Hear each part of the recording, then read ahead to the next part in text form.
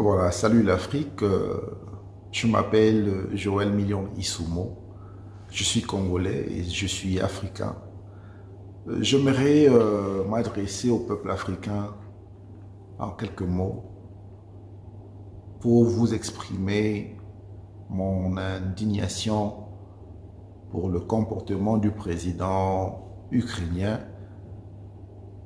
qui offre soi-disant aux Africains un paiement pour aller combattre pour eux. En fait, je voudrais dire aux Africains que vous êtes plus que ce que le monde pense que vous êtes. Et aujourd'hui, si le monde n'arrive pas à comprendre que l'Afrique a des êtres humains, moi je suis venu pour vous rappeler que vous avez de la valeur. Vous avez vraiment de la valeur. Et c'est pourquoi ne laissez personne se moquer de vous. Parce que en réalité, l'Afrique ne peut pas se battre pour une nation quelconque, européenne ou occidentale. On ne peut pas faire ce que les autres ne peuvent pas faire pour nous. On a des sérieux problèmes en Afrique. On a des sérieux problèmes dans nos nations.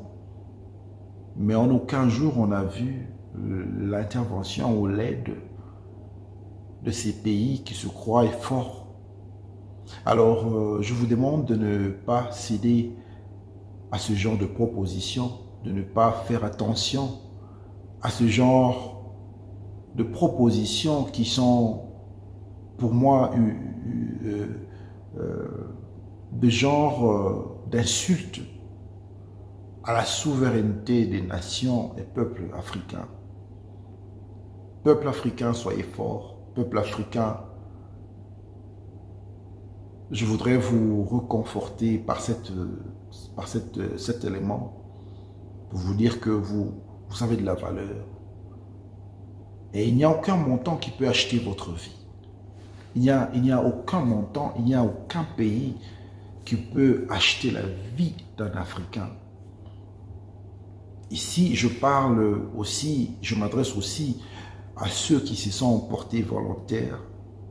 Vous savez, lorsque la pauvreté et la souffrance frappent à votre porte, des fois, il y a le désespoir qui s'annonce. Mais vous devez être plus fort que ce que vous voulez faire. Je voudrais que vous soyez fort. Je voudrais vraiment que l'Africain soit respecté. Ne vous laissez pas faire et n'acceptez pas que cette injure, que cette insulte puisse avoir des retombées sur notre continent. Parce que je sais comment est-ce que ces gens opèrent. Et demain, ils vont se moquer de nous. Demain, ils vont nous insulter parce que nous allons leur aider à cause de la faim. Parce que vous allez aller dans leur pays combattre. Mais demain, ils vont vous insulter. Ils ne sont jamais reconnaissants. Cher peuple africain, ressaisissez-vous, car vous avez de la valeur. Ressaisissez-vous, car il n'y a aucun montant qui peut acheter une vie.